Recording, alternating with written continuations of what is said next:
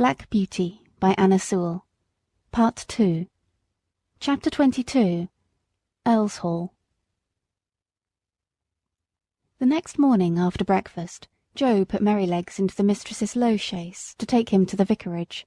He came first and said good-bye to us, and Merrylegs neighed to us from the yard.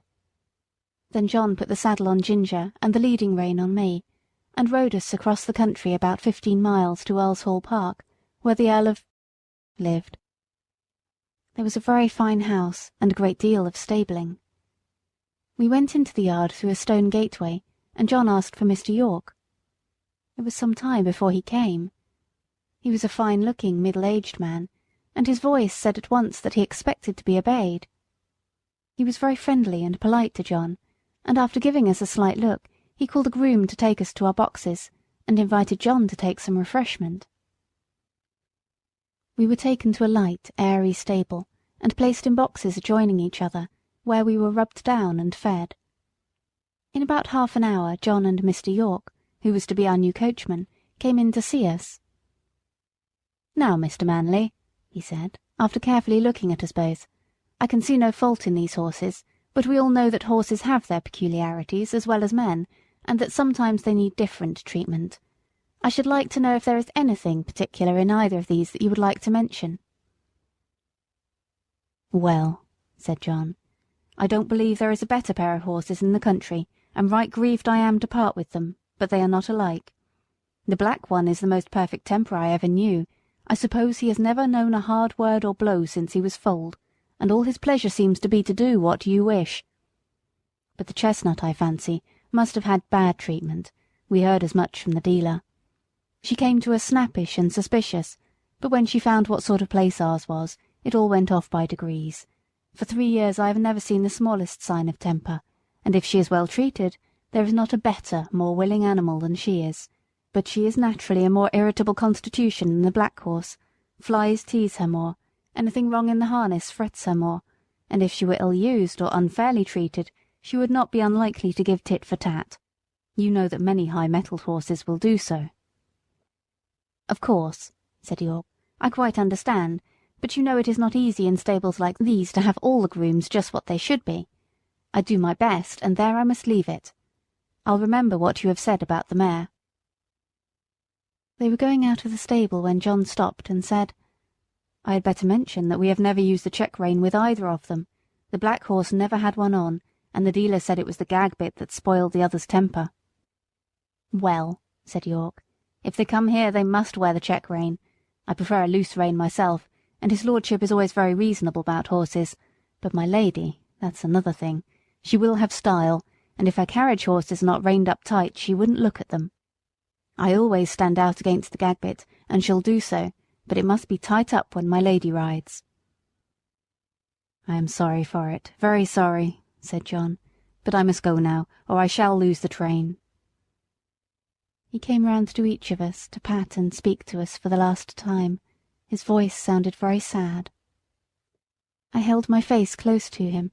That was all I could do to say good-bye, and then he was gone, and I have never seen him since. The next day Lord came to look at us. He seemed pleased with our appearance. "I have great confidence in these horses," he said, "from the character my friend Mr. Gordon has given me of them. Of course they are not a match in colour, but my idea is that they will do very well for the carriage while we are in the country. Before we go to London I must try to match Baron. The black horse, I believe, is perfect for riding."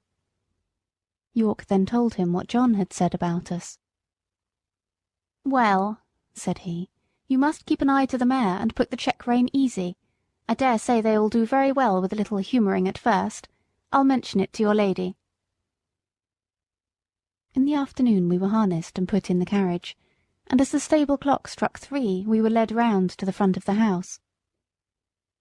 It was all very grand, and 3 or 4 times as large as the old house at Birtwick, but not half so pleasant, if a horse may have an opinion.